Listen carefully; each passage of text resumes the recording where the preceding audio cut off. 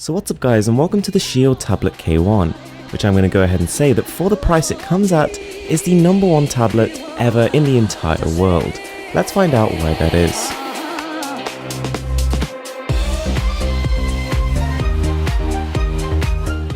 So created by the graphics company Nvidia, this is a gaming centric device, and from the second you take it out the box it makes it pretty clear.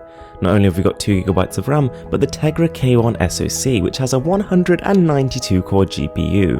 2GB of RAM may not sound like much, but most games nowadays they don't really use more than about a gigabyte, and this CPU-GPU combination on the K1 is honestly potent. To put it into perspective, this guy was released 2.5 years ago and is still one of the most powerful small form tablets out there. So not only can this guy play pretty much every single Android game out there at a full 60 frames per second, but it does better because Nvidia has added in extra gaming features.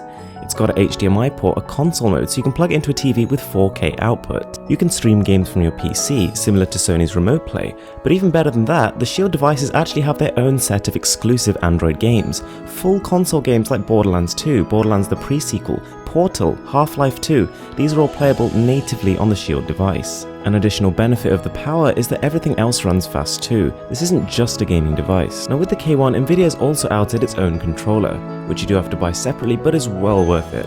It's comfortable to hold, feels a lot like the Xbox One controller, and the buttons have a really good amount of travel. In terms of display, we've got a 1920 by 1080p panel, but interestingly enough it's in an 8-inch form factor. And to be honest I was a bit skeptical, but after using it I honestly think it's perfect.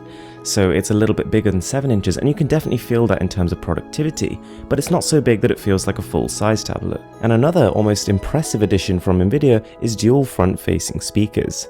They're only a little bit bassier than maybe your phone, but they're a lot more detailed and audio sounds much more spaced out, which is kind of pleasant. It gets better because built into the tablet is a stylus, and it's a little bit unusual for a gaming device, but it's clearly something the company have spent a lot of effort on. It's got different levels of sensitivity, and they've built applications just to work with it. In terms of the build, it's nothing groundbreaking, it's not going to blow people away, but it feels solid all the way around, and more importantly, comfortable to hold while gaming. It's got a microSD card up to 128 gigs, so all in all it pretty much completes the entire basic feature set you'd want. Not that anyone really buys tablets to take photos with, but the camera on here would do the job.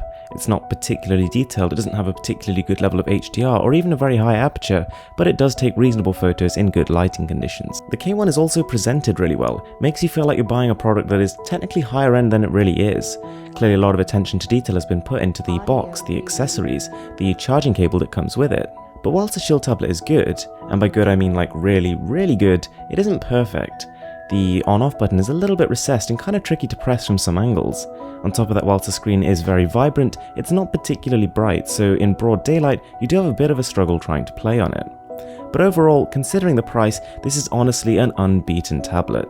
It's still one of the most powerful small form tablets on the market. It's got some crazy cool features which still no one else has implemented to date. It's got a great display, versatile inputs, and all in all, an awesome tablet for gaming, for creative users, and for just about anyone else. Thanks for watching, I'm Mrwhosetheboss, and I'm signing out.